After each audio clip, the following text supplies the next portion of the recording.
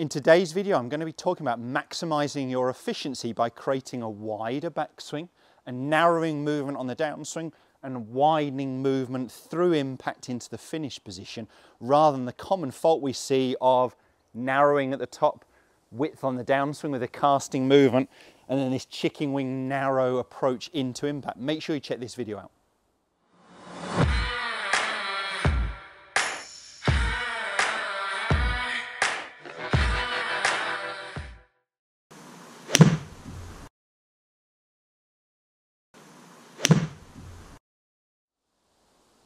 Jon Watts here from the TruGolf Academy. You join me in my back garden, and today's video, as I mentioned there in the intro, is actually going to be about creating width in the backswing, how we narrow in the downswing and how we do that, and then create that width into the finish position, the follow through movement, to really maximize our speed. If you're new to my channel, please consider subscribing. If you hit the little bell icon as well, it just notifies you every time a new video is live. If you enjoy this video, hit the thumbs up, and the info for my social media is just coming along the bottom of the screen. Check me out on there when you get a chance as well. So I was thinking about this. I have done a video on a similar subject before, but I was watching the golf last night. Great win for Bryson DeChambeau. He's not, of course, the only one doing it, but he's making this real attempt to create this massive, wide, coiled backswing. We see this definite narrowing movement in the downswing and then the wide finish. And I'll put an image just up here that I captured while watching the golf. And you'll see the red line there from this fantastic camera that the PGA Tour coverage is now using. This red line, how wide he is in his backswing, the green line then narrowing in the downswing. You don't see the finish position line on this one, but the wide movement on the way through. And it really can help us maximize our efficiency. So the only downsides or the things to watch out for when you're trying to create width is I do want the wrist to still be able to cock. So you'll see Bryson's very wide here. His wrists start to cock by the time he gets to lead arm parallel, definitely in towards the top of his golf swing. And the other thing we've got to watch when we're trying to create width is we don't allow our whole body to move with it and get a big lateral movement off the golf ball. So you'll see with Bryson, he still keeps his head relatively centered even though he's creating that width. How he creates then the narrowing movement is in the downswing, he's really holding and maintaining this angle, often referred to as a lag. We need to hold it, hold it, hold it. We want to let it go nearer the golf ball. What we see with too many inefficient golf swings is they're actually creating the width here, and that can come from too much of a narrowing movement in the backswing. I don't mind the left arm, the lead arm being a fraction bent, but we don't want to see the hands getting close towards your shoulder. So if everything gets too narrow here, we can create a lot of width then on the downswing and start to lose some speed. Often because we're wide in this part, too wide, we know we're going to hit the ground early, so we get narrow again through impact. So I either see good movements here where it's that wide, narrow, wide, or I see the complete opposite and we see narrowing at the top, width at the start of the downswing and narrowing into impact, and that's no good.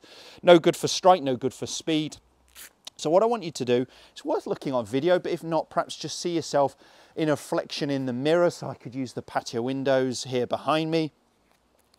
And what I'm looking for is that width on the way back, narrowing on the downswing by holding this angle. The other thing that helps my hands move a little bit narrower is that pressure is applied towards my lead side. Here as I start my downswing, I'm holding the angle. We've got to let that lag go. We've got to down cock our wrists into impact, and you'll see massive width on the way through. So try and get that feeling if you're making the wrong sequence of wide, narrow, wide.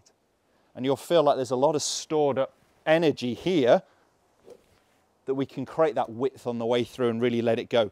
Let's just do a couple at slower pace, feeling that movement. So wide, narrowing in the downswing, wide. Do you know, I felt a great strike, very efficient. Width here. As I said, I've still allowed my wrist to cock and it hasn't been a big lateral movement off the golf ball, but I've definitely created width, big coil back, big circle back. Smaller circle here in the downswing, big circle on the way through. A little bit out of balance, but felt good solid contact again and really got that sensation of wide narrowing by holding these angles. in my wrist to the right point. We want to let it go at impact. We don't want to let it go here somewhere in the downswing. You could even just grab a tour stick, something you can make a bit of noise with, and you'll be able to get that noise into impact here by creating the width I don't want here on the downswing. So wide, narrowing, and we want that speed at the golf ball, where the golf ball would be, or through the golf ball is the feeling. Too many golfers are actually slowing down into impact and they're generating their max speed here somewhere. They're not generating it at impact. So just even doing some swishing exercises with a tour stick, with a cane, get that sensation that we know what the wrists are doing. We're creating this width in the backswing, narrowing from holding our angles, and we're letting those angles go, that wrist angle, into impact for the width on the way through. One last one. So what that will probably look like is a smoother, slower backswing, starting to gradually build up speed, reaching max into impact, and then starting to slow down in the finish position because we're creating the right sequence. All about really the wrist angles, but try to not go too technical. Have some practice swings where you can see yourself in a mirror or get it on video. Draw the lines on it, just see where the club gets to in the backswing, where it gets to in the start of the downswing, and where it gets to in the finish position. If you can start to see that wider, narrowing, wider movement, the sequence that we really want to see, we're starting to maximize our speed as much as we can. If this video has helped, as I mentioned there at the start, hit the thumbs up, subscribe to my channel, and I'll see you guys next time.